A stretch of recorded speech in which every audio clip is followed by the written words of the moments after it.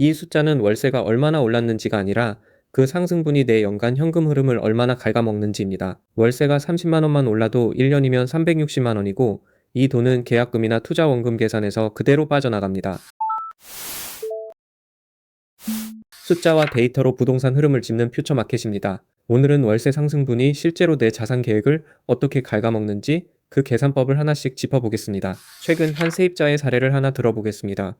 보증금 3천만 원에 월세 120만 원으로 살던 분이 재계약 시점에 보증금 5천만 원, 월세 150만 원으로 오른 통보를 받았습니다. 많은 분들이 이걸 그냥 월세 30만 원 올랐다고만 생각하고 넘어갑니다. 하지만 이 30만 원이 1년, 2년 쌓이면 완전히 다른 숫자가 됩니다. 월세 30만 원 인상을 연간으로 환산해 보겠습니다. 한 달에 30만 원이면 1년이면 360만 원입니다. 2년이면 720만 원이 그대로 빠져나가는 셈입니다. 저는 이 부분을 가장 먼저 짚고 싶습니다. 월세 인상액을 그냥 조금 올랐다고만 넘기면 안 되고 반드시 연간 숫자로 바꿔서 봐야 한다고 봅니다. 이 돈이 바로 내 저축 계획에서 사라지는 돈이기 때문입니다. 여기에 보증금 상승분도 같이 봐야 합니다. 보증금이 3천만 원에서 5천만 원으로 올랐다면 2천만 원이라는 목돈이 추가로 필요해집니다. 이 2천만 원은 어딘가에 있던 돈을 빼서 넣어야 하는 돈입니다. 투자하고 있던 자금일 수도 있고 모아둔 비상금일 수도 있습니다. 이건 마치 매달 나가는 구독료가 하나둘 늘어나는 것과 비슷합니다. 각각은 작아 보여도 다 더해보면 생각보다 훨씬 큰 지출이 되어 있는 겁니다. 저는 이 사례에서 분명히 말씀드리고 싶습니다. 보증금과 월세가 동시에 오르면 각각 따로 계산할 때보다 실질 부담이 훨씬 크게 느껴진다고 봅니다. 목돈 부담과 매달 현금 흐름 부담이 동시에 오기 때문입니다. 물론 보증금 5천만 원은 대출로 해결하면 된다는 반론이 있습니다. 맞는 말입니다. 하지만 대출을 받으면 그만큼 매달 이자가 새로 생긴다는 걸 놓치면 안 된다고 봅니다. 그럼 이 월세 인상분이 정확히 어디서 부딪히는지 짚어보겠습니다. 첫 번째는 대출 원리금과의 충돌입니다. 이미 대출이 있는 분이라면 월세까지 오르면 매달 나가는 고정비가 이중으로 늘어납니다. 여기서 총부채, 원리금 상환 비율, DSR을 같이 봐야 합니다. 월세도 사실상 고정 지출이기 때문에 DSR 계산할 때 월세 부담까지 포함해서 보는 게 맞다고 봅니다. 많은 분들이 DSR을 계산할 때 대출 원리금만 넣고 월세는 별개로 취급합니다. 저는 이게 착시를 만드는 계산이라고 봅니다. 두 번째 충돌 지점은 저축액입니다. 월세가 30만 원 오르면 그만큼 매달 저축할 수 있는 돈이 줄어듭니다.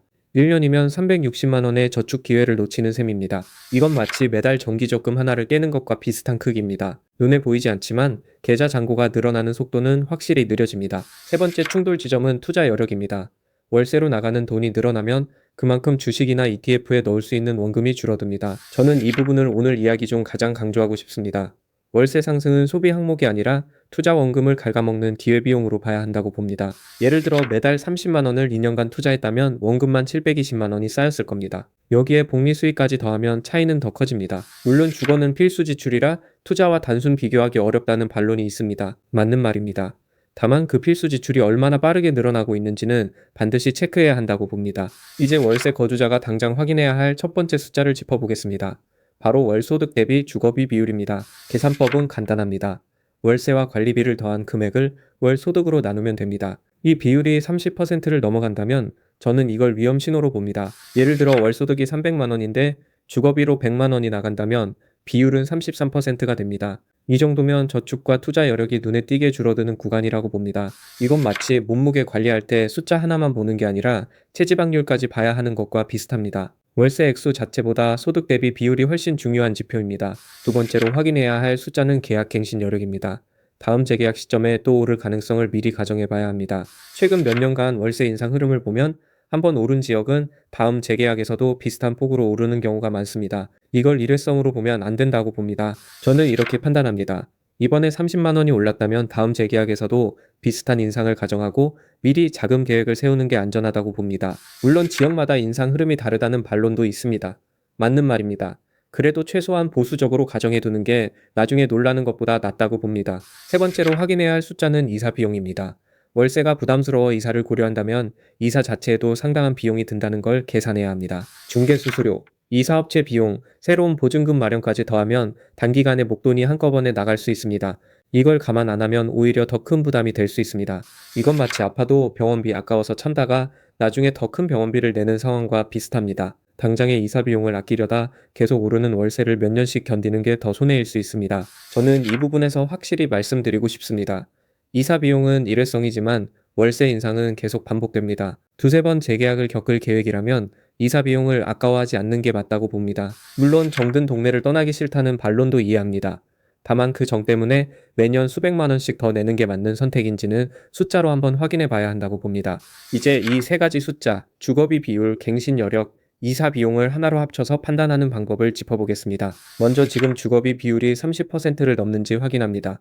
넘는다면 이미 현금 흐름의 부담이 시작된 상태라고 봅니다. 다음으로 다음 재계약에서 비슷한 인상이 또 온다고 가정했을 때 그 비율이 몇 퍼센트까지 올라가는지 계산해 봅니다. 여기서 40%를 넘어간다면 저는 이건 관망이 아니라 행동해야 할 신호라고 봅니다. 마지막으로 이사 비용과 계속 월세를 내는 비용을 비교해 봅니다. 2년, 3년 기준으로 어느 쪽이 더 저렴한지 숫자로 비교하는 겁니다. 이 세 단계를 거치면 감정적으로 이사가 싫다는 이유가 아니라 숫자로 근거 있는 결정을 내릴 수 있게 됩니다. 그럼 지금 시장 국면에서는 이 얘기를 어떻게 봐야 할까요? 저는 사람마다 상황에 따라 판단이 갈린다고 봅니다. 주거비 비율이 아직 여유가 있고 지금 사는 곳이 직장이나 생활권과 잘 맞는 분들에게는 지금 재계약을 유지하는 쪽이 합리적이라고 봅니다. 반대로 주거비 비율이 이미 30%를 넘었고 다음 재계약에서 또 오를 가능성이 큰 분들에게는 저는 지금이 매수나 이사를 진지하게 검토해야 할 시점에 가깝다고 봅니다. 저는 이 두 그룹을 분명히 나눠서 봐야 한다고 강조하고 싶습니다. 같은 월세 인상이라도 누구에게는 감당 가능한 수준이고 누구에게는 위험 신호이기 때문입니다. 물론 지금 매수하기엔 대출 부담이 더 크다는 반론도 있습니다. 맞는 말입니다. 그래서 저는 무조건 매수를 권하는 게 아니라 월세 인상분과 대출 이자 부담을 나란히 비교해 보라고 말씀드리는 겁니다. 이제 오늘 내용을 실제로 어떻게 적용할지 정리해 보겠습니다. 특정 상품이나 지역을 추천하는 게 아니라 확인해야 할 순서를 말씀드리는 겁니다. 첫 번째 순서는 이번 월세 인상분을 연간 숫자로 환산하는 겁니다. 한 달 인상액의 10일을 곱해서 1년에 얼마가 빠져나가는지부터 계산해야 합니다. 두 번째 순서는 월 소득 대비 주거비 비율을 계산하는 겁니다. 이 비율이 30%를 넘는지 반드시 확인해야 합니다. 세 번째 순서는 다음 재계약에서 또 오를 가능성을 가정해서 그때 비율이 몇 퍼센트가 되는지 미리 계산해 보는 겁니다. 네 번째 순서는 이사 비용과 계속 거주 비용을 2년, 3년 기준으로 비교해 보는 겁니다. 이 네 가지를 다 계산하면 판단이 훨씬 명확해집니다. 저는 이 표 하나만 만들어도 월세 인상 통보를 받았을 때 감정적으로 반응하지 않고 침착하게 판단할 수 있다고 봅니다.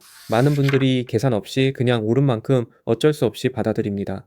저는 이 태도가 장기적으로 가장 손해라고 봅니다. 결국 오늘 이야기의 핵심은 하나입니다.